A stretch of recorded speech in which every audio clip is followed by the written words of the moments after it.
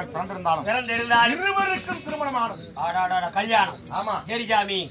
யாரை யாரும் அக்கா தங்களையே கல்யாணம் செஞ்சோம். சரி, அதே சட்டால. ஆமா, நல்லா இருக்கும். அக்கா தங்கச்சின்னா அவங்க 2 பேரும் அக்கா தங்கச்சி. சரிங்க. எங்களுக்கு முறை. சரி சாமி, நான் என்னங்க சொன்னேன்? உங்ககிட்ட கொஞ்சம் ஜாக்கிரதையா தான் பேசணும். இல்லைன்னா அக்கா தங்கச்சி முறையா அவனை கல்யாணம் பண்ணிக்கிட்டீங்களான்னு கேட்பாரு. இல்ல சாமி, அக்கை தங்கை. ஆமா. சரி, அப்படி நான் திருமணம் செய்தேன். என் மனைவி யார்? நான் தான் அசுரகுல வேந்தனாக இருந்தால் சரி, என் மனைவி எனக்கு நேர் எதிரானவள். அறிவிலும் அழகிலும் பண்பிலும் குணத்திலும் நேசத்திலும் சிறந்தவள். படிதாண்டா பதிவிரதை படிதாண்டா பத்தின். எப்படி எப்படி எப்படி எடுத்து கூட பார்க்க மாட்டான். எப்படி? ஆமாங்க, என் பொட்டாட்டி பத்திரிக்காங்க. 1 ரூபா கொடுத்தாலும் எடுத்து பார்க்க மாட்டான்.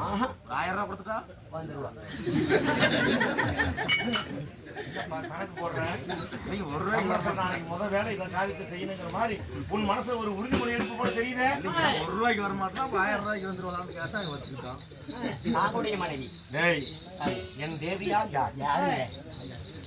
யாரு சாமி உங்க பொட்டாட்டி?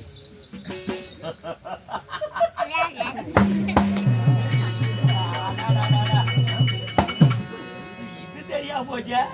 இதுதான் உங்க பொண்டாட்டி. என் பொண்டாட்டி பேருன்னு சொல்லவே இல்லையே. இப்பதானே சொன்னீங்க. என்னன்னு? இதுதானே. எத்தனை மாசமா பிறந்த? 7ங்க. 1 மாசமா? அத்தை இப்படி கோபமாக பேசுறேன். ஆனால் அம்மி மிதித்து அருந்ததி பார்த்து நான் சொட்டு தாலி கட்டிய மனைவி அழகு படித்த ஏடாவதி என்னுடைய மனைவியார். வேண்டாம், என் மனைவியின் பெயரை சொன்னார் பழம் நடுவி வாலில் விழுந்தது போல அது நடுவே தேடில விழுந்தது. அது நடுவே நெஞ்சிலே விழுந்து அது நழுவி தீயில விழுந்து அழகு படித்தவள். சரிங்க. மனைவி நீலாவதி. போய் கல்யாணம் செய்தோம். யாரோ குழந்தை அழுகுது. அக்கா என்ன ஜாமி பண்றீங்க? பேச்சர் போதலாம் என்ன ஜாமி பண்றீங்க? சோசிட்டுக்காக ஒருத்தருக்கு பிள்ளை கொஞ்சம் கொடு, காய் வச்சு கொடுக்கா. அக்கா அழுவாத சின்ன குஞ்சி, அழுவாத குஞ்சி. என் மனைவி நீலாவதி நீலாவதி கர்ப்பிணியாக இருக்கிறாள். நீங்க ஆமா மேடா, ஊனி விட்டுருக்கீங்க. கர்ப்பமா இருக்கிறான். ஆமா. சரி சரி. என்ன ஏதோ போய் இது நாத்து ஊனி விட்ட மாதிரி மழை பேஞ்சிட்டு இருக்குது. குச்சிக்க ஒரு கர்ப்பிணியாக இருக்கிறார். சரி, 3 மாத கர்ப்பிணி.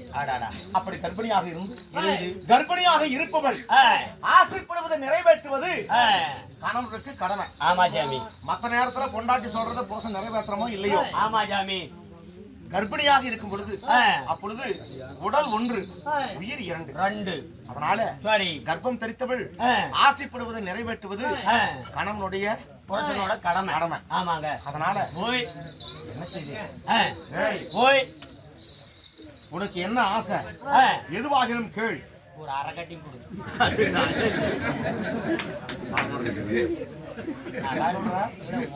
நீங்க தானே கேட்டீங்க என்ன ஆசை கேளுங்க.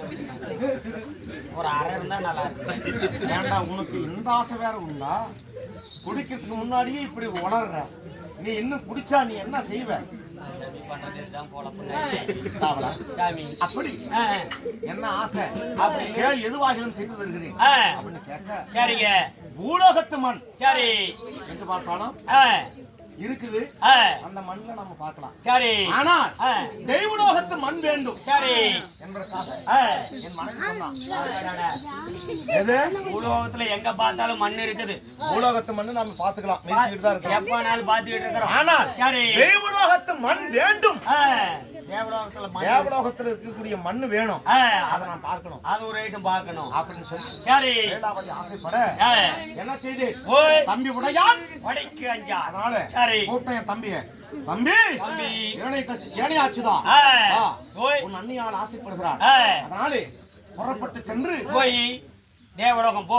தேவலோகம் போ. சரி. தேவலோகத்து மண்ண அள்ளி எடுத்துக்கிட்டு வா. சரி அப்படின்னு சொல்லி அனுப்பி வச்சேன். சரிங்க. போன தம்பி இன்னும் வர காணோம். ஆமா. சரி. அதனால தம்பி இப்பொழுது வருவானா, சரி, பிறகு வருவானா என்று வழி மீது விழி வைத்து எதிர்பார்த்து காத்துக் கொண்டிருக்கிறேன். சரி.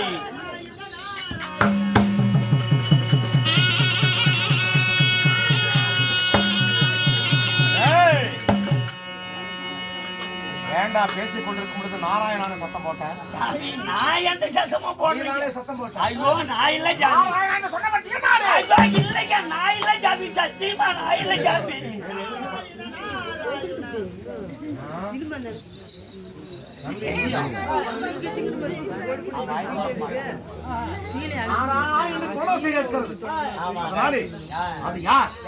உலக சங்காரி நாரதன். அவன்தான் சதா நாராயண நாராயண என்று அந்த நாராயணனுடைய பெயர் நாமத்தை உச்சரிப்பவன் நாரதன் ஒருவன் தான். நாரதன். அதனால நாரதன் ஏன் வருகிறான், எதற்காக வருகிறான் என்று நாரதனை சந்தித்து விட்டு அழுத்த கட்ட நடவடிக்கை பார்ப்போம்.